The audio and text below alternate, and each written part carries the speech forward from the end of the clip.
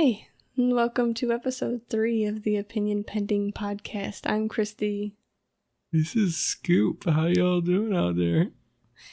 And today, we're having a little bit of a off-the-cuff discussion like last time. Yes. You know what I saw recently? Someone that we both know. I'm not going to say her actual name, but it was from our old church. Oh, Kathy, that bitch. A mom married to a redhead person with a mustache. Really? Wow. You don't know who I'm talking about still? I do. Yeah. Well, she has a blog, apparently. Uh-huh. And so I went to the website, and she mentions Noom in her blogs. Oh. It reminded me of that when you brought it up. Because I was like, well, now that we've... you went, and like a negative noise and response to Noom. We're never going to get sponsored now. I have not heard good things about Noom. I'm just saying. It seems shady. Well, she credits it for like helping her get healthy. So, I mean, it probably does work for some people because almost all diets and all weight loss and all health trackers and all everything in those categories work for some people. Mm-hmm, yeah. But I feel like the whole industry is a little bit predatory. Yeah. You know, I tend to think it's getting better. At least, I'm not sure. Because, you know, there's like this movement where it's like we're moving a lot farther away from this is what people have to look like to feel good the way you are. Mm-hmm. But it's kind of been going to like, it's fine to be any way that you are all the time. Yeah, not to mention... And I don't know if that's always good either. Because like the fat phobic debate where it's like, you can't even say that obesity is like unhealthy in a lot of cases because people are like, well, you're just targeting my weight and that's not indicative of my overall health. Which is, you know, that's true. You have to look at the whole picture. But you can also admit that, like, certain factors are consistently present in, like, health issues. Mm-hmm. So if you feel like you have to tread lightly when you speak about it. And I feel like as soon as there's a topic where you have to tread lightly, it shows that it's kind of in a bad discourse. Mm-hmm. Yeah, I mean, there seems to be a lot more, like, almost like moral weight now about, like, what you eat. It's like you can't just go to the store and buy a steak without someone side-eyeing you like you murderer. You know what I mean? Or it's like, I only eat vegetables and everyone else is like making fun of you for that. So, you know. But yeah, I don't know. A lot of things that seem beneficial to like just development and just how people like strengthen their bodies and different things like that seem to be like, I don't know, it seems like less and less. Something I learned recently is that bones, and I don't know, a lot of people probably know this already. I was just bad at school. But I learned recently that, like, bones, their strength depends on... It basically adapts to what it needs to do. So if you're, like, really light on your body, your bones will be weaker. Whereas if you're harder on your body and, like, smacking into things, I'm not saying you just go running into the woods and smacking into trees and stuff. Living that ragdoll life. But yeah, like, your bones will adapt to that and become stronger and harder and, you know, hardier and... not as brittle. Same with like your immune system and stuff. Like kids who grow up in like households with like dogs and cats and they bring in stuff from outside and that runs through your family. Kids tend to have like stronger immune systems depending on the kind of bacteria and stuff that they engage with when they're younger. And so like if you have a household where like sanitizer and stuff is like overused, they can tend to be like sicker in adult life because they have not built up immunity, just stuff like that. I don't know, I was just reading about stuff like that this week and yeah. Well, it's weird because it's like almost what you were talking about earlier because you're reading, well, I guess you've already finished the book once, right? Yes, I was reading Jonathan Haidt's Moral Foundation Theory and I finished it once and I'm going through it again about halfway through, basically going through, taking notes, that sort of thing. Actually, technically I'm going through it 3 times because I went through it the first time. I have this bad habit of multitasking, so I feel like I didn't absorb as much as I should have, and so I'm going through it the second time, and this is all audiobook. I'm like halfway through it the second time. I'm taking notes on each chapter as I go, basically just getting down the points that stick out to me, kind of down to memory. But You said about that there was a part where he talks about how people kind of form like religions or, you know, things where there's like a center focus on some kind of sport or object or, you know, cultural thing. I think it's, from what I remember, he was basically saying that we're group creatures. And so if we have something that we can both kind of have the same reverence for, that we tend to like group around it. And so you see that a lot in like holy, like in Mecca, that structure that they walk around, things like that. And same with like sports. It's, we all gather around the football and kick into the goal, or we grab it and we shoot it and things of that nature. Like people paint their bodies and do like these big wave formations and stuff in the crowds and cheer and yell at the other team and stuff like that.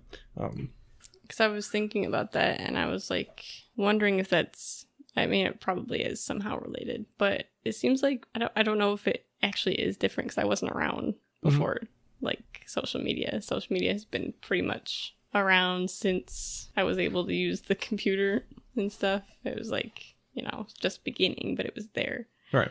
And it seems like people used to be able to hold all these different views about, you know, body image or, you know, different lifestyle choices, like how you eat and how you dress and what you think about certain political issues. And it didn't really become the forefront of like identity.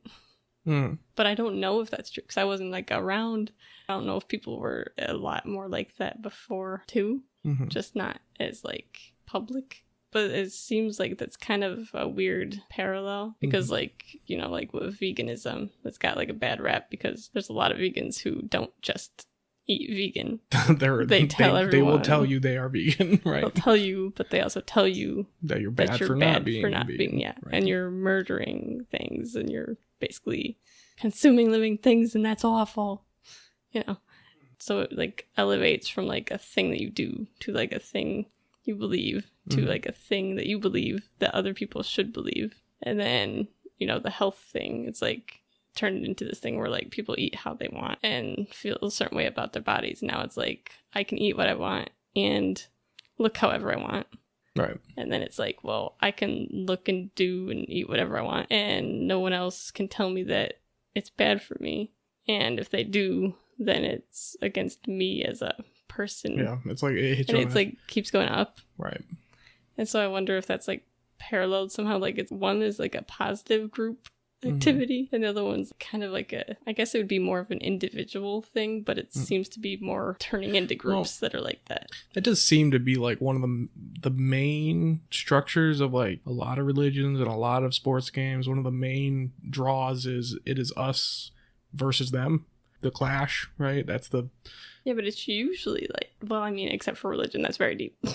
Some like sports games too. I mean, they, you know. But at least it's for entertainment. Like people know that that's like it's supposed to bring people together in friendly competition. It's not always friendly. I know. But yeah, I mean, there's nothing like really at stake. But there's all sorts of people who like their favorite team loses and then they have a bad week. They riot and burn cities down. No, I mean, probably actually. That's happened. Yeah. They set cars on fire because But generally speaking, the majority of people that enjoy sports don't get violent about it. Yeah, just like everything else. Most people don't get violent about things. Not that I can tell, yeah. I don't know if it's an identity politics thing, or it's like become a thing where every opinion you have has to slot into your identity shelf. It's like a new thing, and it's so no one's allowed to be nuanced anymore. It used to be more of like, it's like I have these interests, and I have these ideas, and I have this, that, and the other thing. But that's not my identity per se. That's just kind of, those are like traits. When those things were poked at, it wasn't catastrophic, I guess you could say, because it was like, well, yeah, it's like, yeah, you don't like that thing that I do, but it's like, it's not the end of the world because that's not who I am. Like, that's not everything I am. It's kind of like the thing that's becoming more prevalent, and I've seen people actually bring it up because people will openly and sometimes proudly say that they've ended friendships or ended different types of relationships over a political difference. Yeah, like who they voted for and all or that. Like their stance on a certain... And I understand that some of those can be pretty big chasms to cross. It's probably pretty tough, especially if you're like LGBT or something. to have someone in your family who is telling you that you're going to hell and that you're a horrible, disgusting thing, right, and stuff like that. I can understand why that would be a hard thing to be like, well, I love them, but they hate me, I can understand why some of them would be hard to reconcile, but it seems like there's a growing thing where it used to be more where people had all these different beliefs, but we all understood that there was a superseding concept of just common humanity in the first place that kind of goes above that, because even though you have different experiences, it's because you're different people and you have different experiences. That was like the overlaying, message of the whole thing. And so now it's like people are taking the beliefs that people have and putting that above their humanity and saying, because they have these beliefs, they're not worth being around as a human because their beliefs go against my beliefs. And so, you know what I mean? I think it might have something to do with that bone structure thing I was talking about, where the more you basically need to use your bones, the stronger they get. And same with like immune system, the more bacteria and stuff your body has to contend with, the stronger it gets, kind of thing. I think part of it is a lot of the people, because of social media, you can kind of cultivate your group with really high accuracy, where it's like, if I don't want someone to be in my group, I can easily remove them, right? And I think, before social media, if you had a view on something, you had to fight for it. So if someone said, well, that's a stupid view or something, you can go, well, I tested it against 10, 20 people and I had to stand my ground and like hold it, right? Whereas now, because of the cultivating of the people you talk to and the things you see to such a high degree, I think that it's not like, well, I hold this view and I'm strong in this view because I had to test it against 20, 30 people. It's, I hold this view and I strongly believe this view because the people who hold my view told me I was right. And it's like that foundation is just not as strong as the one that's been tested and you had to like think about your arguments and think about what you believe and think about their arguments and what they believe and try to like smack them off each other. Whereas now it's like, well, please don't tell me I'm wrong because I'm not ready for that. It's kind of changed from I'm strong in my beliefs to, well, I'm not strong, but if I scream loud enough, maybe I will be. And it just, that's kind of what I see, but I could be wrong.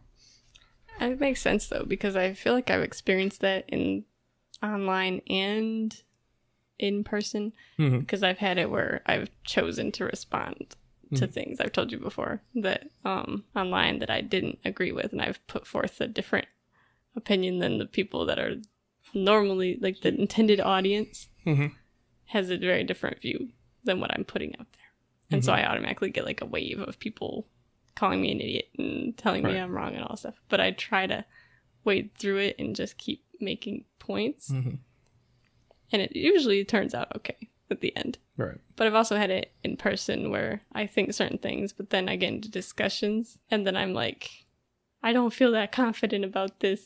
And I don't want to admit it though. So I just keep arguing. So you just double down kind of thing. Yeah. And then I think about it later and it makes me think about it later. And so I guess that probably is happening en masse if it's happening to me and I don't go anywhere. Right. Other people probably deal with this phenomenon a lot more. No. Or they don't. And they just stay in like the little echo chambers. It's just concerning to me that people are so quick to be like, well, I would never. I saw a thing before. It was like, I went on a date with this guy and he was super nice. And then I found out that he was Republican. And it was like, I'm never seeing him again. It's like, why? At the very least, screw that fiscally responsible guy. At the very least, you could, if you really want to, you might influence his opinions on things if you talk with him. Right. What you're definitely doing is leaving him exactly how you found him and made no impact on him whatsoever except for thinking, this girl knew nothing about me and told me to fuck off. Right. And that just dampers his view on everyone like you. And so I feel like nothing productive happened here. Yeah, and well, the funny thing is that she went online and bragged about it. Yeah, and then there was like... For her group, like I said... It was like a viral tweet, and then there were a bunch of people like, yes, Like I said, your group, the people who keep chanting at you saying, you're right, you're right, you're right. You go back to the group and you're like, look at this head I got, like look at the scalp that I got, and everyone's like, yeah, you know, because that's what we are. It's a sports game, right? It's you scored a point, you got the ball in the goal, you won, you know. It just feels like such a big issue that has gone on, because social media got probably bigger in like, I don't know, YouTube started in like 2005 or 2006, and so by like 2010 a lot of the social media stuff was picking up a lot more. And so I feel like it's a problem that's gone too long, and I don't know if we can ever fix it. I mean, potentially. Well, I don't know if humanity was prepared for this type of interaction, and I don't know if we can recover from it. Because now we're getting new people. There's people born in 2000, and they're 22 years old now. Yeah. And they've had this their entire lives. They've never known a time without it. Yeah. And so I don't know. It seems like I don't know. And then there's the whole argument about like how you regulate these platforms and if that's even okay to do. And so if you can't regulate things, but then people don't regulate themselves, I don't see any good solutions that work for anybody. I mean, free speech is a good one. So we can actually hash out what we think instead of just unga bunga it, you know? I am right, you are wrong and stupid. Yeah, it's so hard to do productive discussions with like less than 200 characters though. Yeah. And like nobody really wants to. People like to do the one-liners. A lot of those sites aren't even designed for that. Like a lot of these sites are designed to push engagement, and what's more engaging than controversy and people snapping at each other, you know? That's why most news places do not report on the good things that happen in life. They only report on all the shitty stuff because that's what gets interaction, you know? Yeah, I know. Like, why do you think we're so, like, especially if you're looking at it from an evolutionary standpoint, why would we as a species be so interested in most interaction and the most sensational things when those clearly are not the best things for us? Right. Because usually the pattern is that the species drifts towards the things that benefit it the most, right? Or they go extinct because, you know, they don't adapt well. So this is either going to be our mass extinction or there's something good about this, but it doesn't seem like there's anything good for us as a whole when we don't know how to talk to each other. That seems just like a recipe for disaster. Well, like I said, I am being kind of like a doomer here. I understand. That's okay. Good YouTube channel, by the way. But like I said, it's kind of like our sports mentality, the us against them thing. It's easy to kind of fall into those bubbles of just like hating the other person, because that's kind of, like I said, we're hierarchical creatures. We like to try to pull people down and get above them, that sort of thing. So yeah. So the things that get us going are like gossip and hearsay and Johnny Depp did this and Amber Heard did that and yada yada yada, and everyone's looking and everyone's making the compilations where sunglasses come down and it's boss mode and deal with it, crap like that. Like just gets us going. Like, I don't know. But I just have so many questions about why. And I mean, I guess that's basically been the problem since the dawn of time. As soon as we were able to question things, we were questioning why we do things and why we question things. And so I'm not going to get any satisfactory answer, probably. Well, that was kind of why I keep trying to push you towards the book. Like, I want to answer all your questions, obviously. I don't think most books will. But it just kind of shed a light on how, like, sometimes you look at something and you're like, that is the most horrendous, immoral thing I have ever seen. How could this exist? And then some other guy's just like, what are you talking about? Like, that's my day-to-day life. Like, it's just what we do, that kind of thing. And it just kind of shines a light on, like, why people are the way that they are and how they're different and where they come from and where their morals come from and kind of why everyone's different. It's really good. I like it a lot. I should actually go through it so we can talk more about it, because that would also be a good little niche to get into, because there's probably other people that have read it and look to see what other people think about it. I did. After I got done with it the first time around, there was like 2 days where I just was not functioning because my brain was like rewiring itself to be like, what the fuck is going on? Like, life makes so much more sense now. Holy shit. Yeah, especially when we get into like groupthink stuff. Mm-hmm. I start to see a lot more of it, and it makes me upset because it's just like everywhere. Especially, I'm just sick of everything having some kind of political edge to it.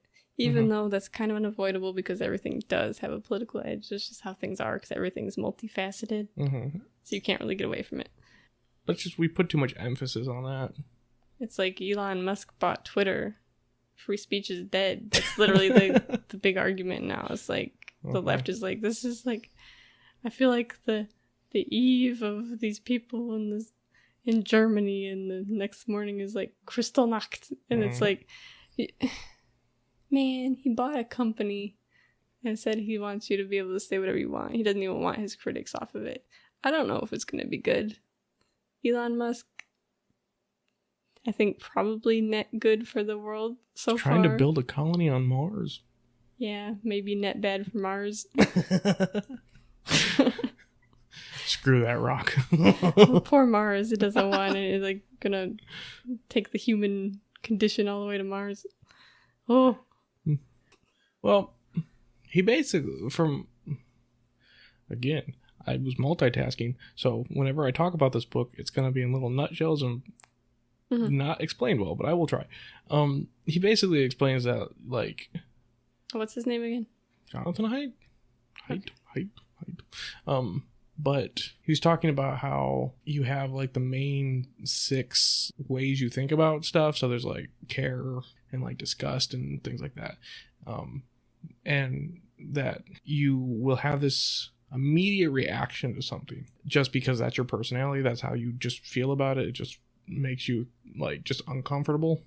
Like, you're like, that's gross. Don't like it. Right? And what your psychology basically does is it doesn't go, wait, should you be disgusted by this? Let's think about this logically. It is, you are right. Let me look for reasons why, right? So it doesn't so much stop you and give you the best information. It stops you and goes, we have to figure out why you're right. You're gross and you're grossed out and you're right to be grossed out. Let's figure out why. Right? It's like your brain is a pro at confirmation bias. He basically equated it to like a press secretary because, like, when a press secretary is answering questions for the president, she can't change laws, right? So if something bad is happening, she can't just go, you know what, you're right.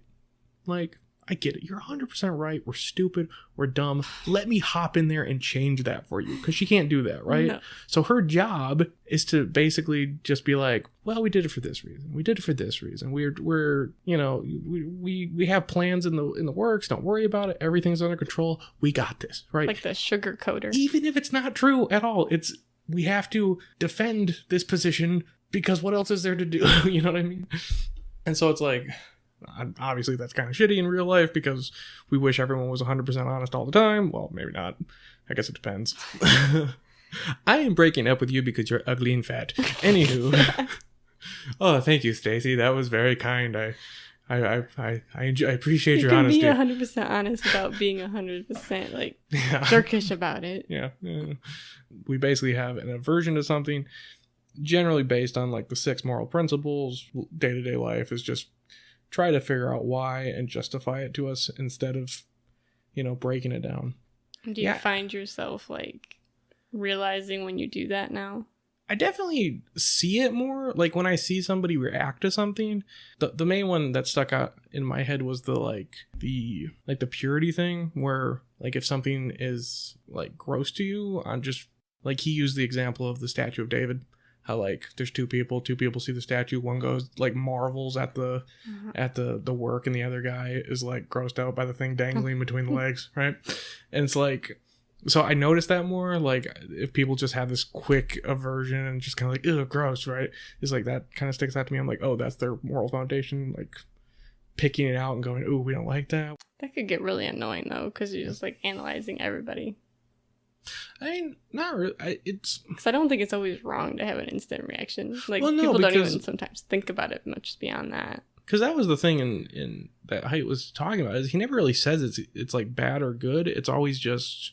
It just is. It just kind of is. It's like, that's just the way people are. It doesn't necessarily mean that like if you're higher on like the care, which a lot of women tend to be higher on the care, because they're, they have kids and whatnot. And then like there's loyalty and stuff. So like conservatives tend to fall on the loyalty spectrum more than like liberals, because liberals are more for like fairness and that kind of stuff. And so it's not necessarily like a bad thing or a good thing. It's just, this is just kind of how different people break down.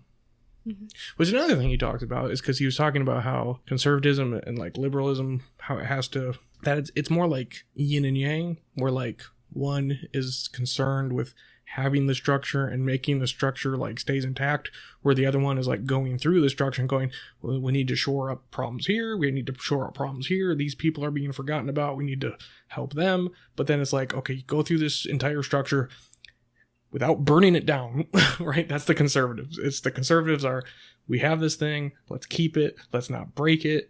And then the liberals are supposed to like kind of trickle through it and be like basically poking holes and fixing what they can, which is a pretty good system, I think. It's not like in theory, but now it's become team sports, and it's, we hate the people trickling through our structure, kill them. And then the other people are like, we hate the structure, burn it down. It's like I said, it's just kind of group sports, and it's, it used to be healthier.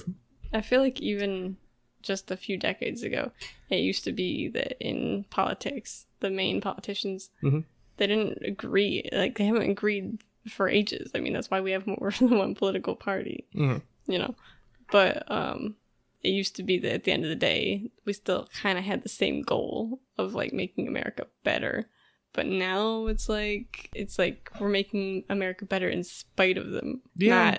Not we're like trying to compromise and figure out what works best. It's like they're destroying us, we're trying to make it better. And they're doing it back and forth. It's almost like, it's like, why should we, like, well, yeah, my job is to try to keep the structure going. It's like, but why would I do that? I fucking hate my neighbor, Yeah. And it's like the other person's like, why should I go through life and try to like help the downtrodden, this and that, the other thing, because that guy's not doing it. Fuck that guy. It's like people are just wired that way. I don't know what to tell you. It's come down to like such a personal level too, because it's literally going back to what I said earlier, where it's like, this is how I think things should be done. You're from the other side, then it's like automatically we're not having any type of personal relationship because that's what you think about things. And so there's like no collaboration. It's like starting to become a thing where people praise you for denying any type of collaboration. Because they're them and we're us. And, we don't associate with them because they're trying to destroy the country. Right. And ergo the world. Right. So it's just like, it's just overwhelming, okay? Like, that's why I'm homeless politically. I just can't, I don't feel homely in any of these places. Everything feels kind of icky. I get the ick. Well, that was kind of like, I mean, technically, yes, you can be politically homeless. Like, you don't have to pay attention to it at all, that sort of thing. But generally, people just kind of have those innate feelings on things, like I said. Yeah. So even if you don't like I said, you don't have to participate and don't like... I'm not saying I don't participate. Right. I'm saying that I just don't feel like I'm represented well anywhere. Right. Well, that's what I'm saying. Like, if you, like, for instance, like, he has the Moral Foundation quiz you can take online. Like, if someone was to, like, hop online and take it and, like, God forbid they turn out to have more, like, conservative leanings, like, calm down. It's okay. Like, it's fine. It's not a problem. The devil. You know, same with, like, liberal. If you have more liberal leanings and you come from, like, a conservative family, calm down. It's fine. Breathe. Like... It's just taste buds, basically. It's like I'm Chairman Mao all of a sudden. Yeah. Like, excuse me. Definitely helps put some things in perspective. At least for me. Like, good book. Lovely book. And it's narrated by Jonathan. Like, what a voice. Is that book, like, older? I think it's... I feel like it wouldn't be, like, it's only, like, a couple years old. Well, maybe not. It's probably more, like... It's probably a little more. It's probably the last decade, maybe. Yeah, something like that. Cause it's not his first book. He has The Hypothesis of Happiness or something, which I do plan on getting around to. But yeah, it's actually funny because as I've been going through his book, I was like, oh, this is a fun book to start out with. I don't know what other stuff I should read. But as he's going through the book, he's talking about all the books he was reading. So now I have like a list of like 10 books that I have to get through eventually. I still got that other audiobook we were supposed to do, which was Why Nations Fail. Yeah, that one I'm excited for, except... You're kind of on a kick with this other thing first. I got grabbed by it and it has not let me go. And I'm just going to have to catch up to you on that before we start reading the other one. Yes, I will 100% get around to that. I'm just excited because I finally found something I can dig my teeth into. I also want to get into the ancients. Uh-huh. I want to read some Socrates. Did they stone him? Didn't he something? I think, was it Socrates that was poisoned by hemlock? He was sentenced to death and then he had to drink a poison, or was that maybe it was Aristotle? I don't remember. I don't remember either. Okay, this is why we need to read the ancients, because we don't know anything about them. They all are whiter men with big long white beards or something. They all look kind of similar in the paintings and everything. Yeah. I don't know them apart. There's Plato and Socrates and Aristotle and I'm like, which turtle was that one? Sorry. Michelangelo. I know there's a rat in there somewhere. I don't remember. Gosh. Yeah, once I actually listen to the whole thing, I'm going to have a crap ton of questions probably. Mm-hmm. It's going to take me a while to go through it too, because a lot of the chapters he talks about the different studies that he used to come to his conclusions. And a lot of those studies interest me.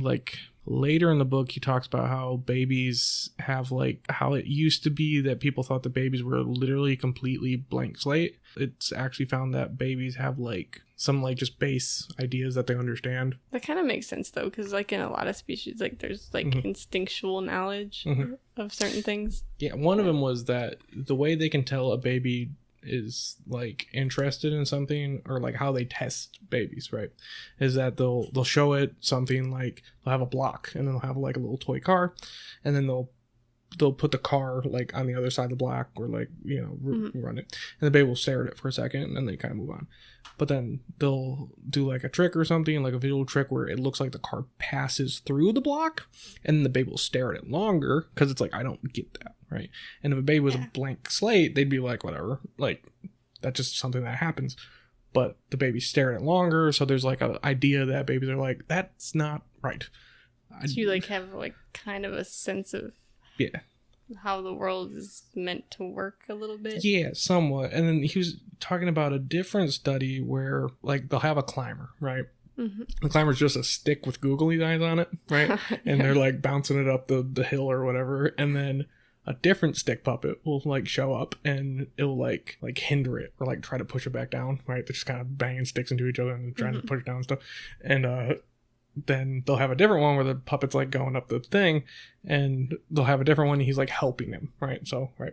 And the babies tend to be more interested in the helping puppet than the hindering puppet. Just naturally, they're I want that one. I want to play with that one. I don't like that one. He's mean, right? Just innately. So I plan to kind of hop into some of those because that interests me. That is interesting. Yes. So yeah, it's going to take me a while, just because basically everything he said, I was just kind of oh, that's really interesting. I should dive into that aspect. You're just sitting there with a notebook, furiously scribbling. Yeah, my room is just a bunch of red strings connecting this to this to this, and I'm I figured out the universe. There's a plume of smoke coming off your pencil. Yeah, I haven't showered in 3 days. That has nothing to do with this. I'm just unkempt. Anywho. Oh gosh. But yeah, it's been fun. I've had a lot of fun with it. And that one's nice too, because I originally heard from it from Adam and Sitch, because it goes into a lot of their conversations about politics, which makes sense. Mm-hmm. Because, like I said, a lot of the stuff he talks about, it is basically a political book, because it's talking about the difference between conservative and liberals and kind of why they have their beliefs that they have. Is that kind of where this elephant thing kind of comes from? That's where But it's also nice because it's just it's not just a political, it does help you see more of why the world, at least a theory of why the world is the way it is and why everyone's so different. So it doesn't even have to necessarily be just for politics, but just kind of a general understanding of just the world and people and kind of how they function.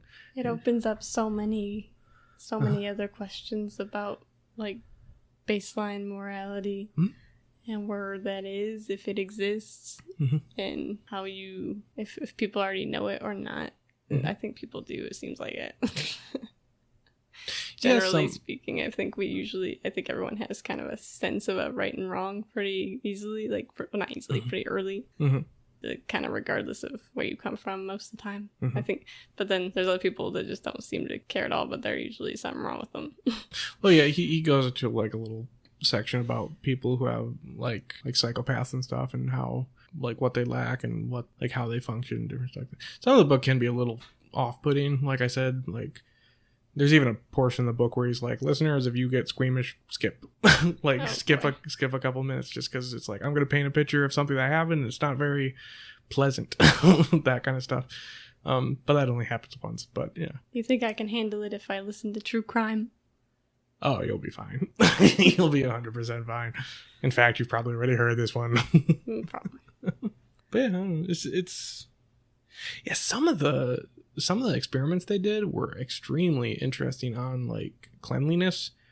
Like, they did experiments on people where they would, like, ask them some questions, and then they would, like, put fart spray in, like, a thing. Like, you sent me a thing about that. Yeah, they'd fill the room with, like, foul air, and people are suddenly very disagreeable because they're breathing in smelly air. Or, like, people would be, they, like, tell them to wash their hands before they take a quiz or something. Like, that people would end up being more conservative based on, like, hey, could you wash your hands with soap before you fill out this questionnaire? And suddenly people became more, like, conservative on issues about, like, pornography and drugs and things of that nature.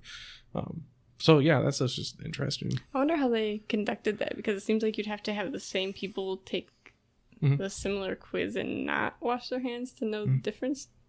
Because otherwise you could just be like, well, that person just it's like those people are just naturally that way, right? So that'd be interesting to look at. I mean, I'm sure it's more than that, because otherwise it wouldn't have included it. Like I said, all this stuff is in a nutshell. A lot of this stuff is, years and years of research and thousands of people interviewed and different things of that nature. But yeah, I would just like to read the book, or at least listen to it, or whatever. Yeah, we'll probably end up, if you want to, obviously, we'll probably end up doing like a deeper dive. We might even, I was thinking that we could potentially go chapter by chapter and just talk about the ideas in it, and just, we could spend like our first like season going over this thing and see how that works, if anybody cares for it at all. That'd be kind of nice, because I mean, I don't know any of the niches or whatever, but there's probably somewhat of an audience of people who like books or just kind of want to hear discussion on it. I feel like that could tie into a lot of things that I do think are interesting to talk about, like the morality and evolutionary theory and things like that. So we can probably tie into a bunch of side topics that are relevant. Right. So yeah. And we don't have a big enough audience to give any input yet, so we can do whatever we want still. It's true. Yeah, I think it was a good discussion. Yeah. I do want to get into the book more, and I think it would be good to start a series kind of like going into that more. So this is kind of more of a preface for that, I guess, because it's a lot of things that I have questions on but haven't read anything about yet. And you having read some but are still learning about it. So it's like a good kind of starting off point for us. I am a multitasking audiobook listener, so in order for me to read a book, I have to go through it at least 3 or 4 times. I don't know if I'm going to be like that or not, but Well, I'm sure you'll be able to focus more than I am. Maybe. If it's super technical, I might have some trouble. But if it's more conversational, it might go well for me. It depends. Yeah, I'll probably just go through, because right now I'm going through right now and just kind of breaking down the different chapters. So I'll just jump into those. Well, do you think that'll be all for today? Probably. The only problem is we'll never have a guest, because people we know don't like to read. Well, we don't need to have people read everything to have them. It would be interesting just to have a guest on and to have them go through the moral question. Are we allowed to do that on YouTube? Some of those are a little spicy. I mean, we don't even make enough we don't get anything to get monetized anyway. That's true. So like we can pretty much do whatever for now. Oh, that's totally, that's a good idea. Yeah, we have a lot of options and different like offshooting topics that are relative that we could probably be fine with bringing somebody on and talking about those things. Yeah, okay. And you might even lead someone on to the book too and get them interested. That'd be cool. That's true. Okay, well, I do like that idea. Yeah. We'll figure that out later. Okay. Yeah. But for now, we're going to have to wrap up this episode. And I think this is a good preface. So if you are interested in hearing more about this book, we're probably going to cover it more as the episodes go on. And thanks for listening. I've been Kristie. I've been Scoop. And we'll catch you later. Bye.